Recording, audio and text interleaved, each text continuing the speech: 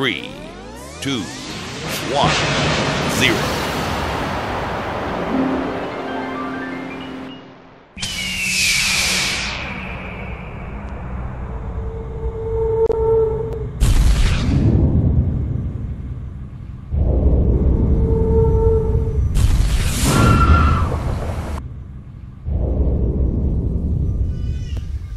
Omusiraamu abeera mufu afudde musiraamu tasobola kusala mpaleze tumukolera ki? Ekisookera ddala okukendeeza engoye kyatteeka kuli musajja yenna bijimai al ulama al arbaa ng'amanyi wonna abamazhabu ana bonna bakyegattako nti omusajja yenna takkirizibwa kwambala lugoye nga lukka wansi wa bukongovule, kubanga omubaka Muhammad alayhi assalatu wassalam Allah subhanahu wa ta'ala yamugaana nga Ibn Qayyim al-Jawziyya bw'atusomesa atugamba nti Allah jalla wamugaana nti nno wa thiyabaka fatahhir. Ibn Qayyim al-Jawziyya alayhi rahmatullah yagamba nti amanya mbagamba nti nno ay wa thiyabaka faqassir, engwezo beera ng'ozikendeeza. N'agamba nti nno olaba omubaka wa sallam bwemukubako bwasooka omukkako ng'akyalwanyisa shiriki ne mujjamu n'ekyengoye kikulengeza obukulu bw'okubeera ng'omusajja toyamba olugoye lukka wansi wa bukongovule. Haram omusajja yenna okwamba olugoye olukka wansi obukongovule, okukweyesa olugoye haram. Yatugamba alayhi assalatu wassalam hadithi ngejoko Abdullah ibn Umar radiyallahu anhuma esangwa mu kitabo kye Musnad Imam Ahmad alayhi rahmatullah. Sheikh Muhammad Nasiruddin al-Albani n'abalala baga hadithi ili hasan nungi ntuufu. Yagamba mbaka Muhammad alayhi salatu wassalam kullu shay'in, ekintu kyonna yamusu al-ardha omusajja kyayambala ne kikoona ku ttaka min athiyabi nga lugoye fa fi nnaari kyakumwokesa muliro, kyakumwokesa muki muliro. Bwatu watugamba alayhi assalatu wassalam mu hadithi ejisango mu kitabo kya al-adabu al-mufradu kya Imamu al-Bukhari alayhi rahmatullah. Suleimani al-Juhaimi atugamba nti nno nasanga omubaka Muhammad alayhi assalatu wassalam ng'atudde ku Kaaba naye nga muhtabi bi burdatin, ng'atudde agombedde bwati amagulu, ng'atudde bwati wakoze amagulu naye ng'ate yeebisse ekigoye bwati.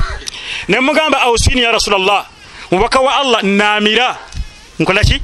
Naamira.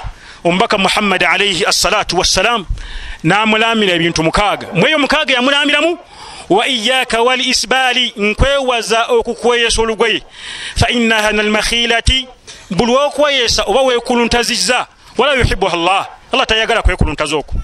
Nolwekyo omusajja tokkirizibwa kukweyesa lugoye lwo, olina kubeera ng'olukendeeza.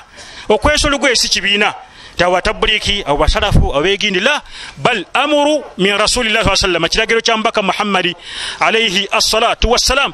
Olina okuluma mbaka Muhammad alayhi assalatu wassalam. Abdullah ibn Umar radiyallahu anhuma ajja wali mbaka Muhammad alayhi salatu wassalam namugamba irfa izaraka, Abdullah situla enkutuyo, situla yongera wagu. Abdullah amubuza namugamba ekomewa. Mbaka sallallahu alayhi wasallam ila ansafi saqi, mpaka makati gentumbwe. Naganda etu wali mutawana okubeera ngo olugoye luli wakati wa bukongovule neki n'entumbwe.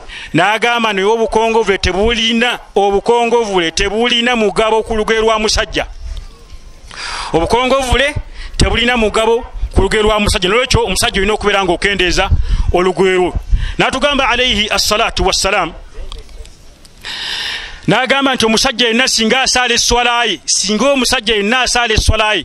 Imam Muhammad bin Ismaila al-Amiru as-Sana'ani alayhi rahmatullah mwaka wa 1313 yagamba alayhi rahmat, yawandika ekitabo n'akituma istifa'u al-istidlal fi tahrim al-isbal ala ar-rijal.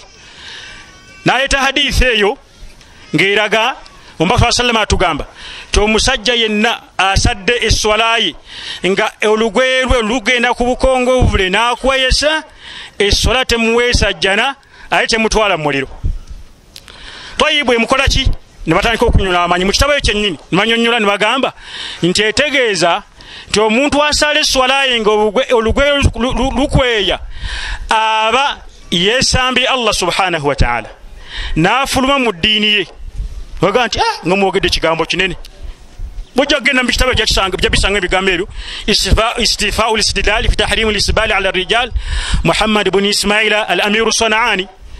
Ganga ngoyogedde ebigambo binene, nga boogedde ebigambo binene. Bagamba nti hadisi etegeeza nti omuntu bw'asala esswala nga musajja ng'olugoye olwo lukweya, omuddu oyo aba yeesambye Allah n'akwata ekkubo erimutwalira obusungu Allah jalla waala. Kyekitono ku hadiisi eyo.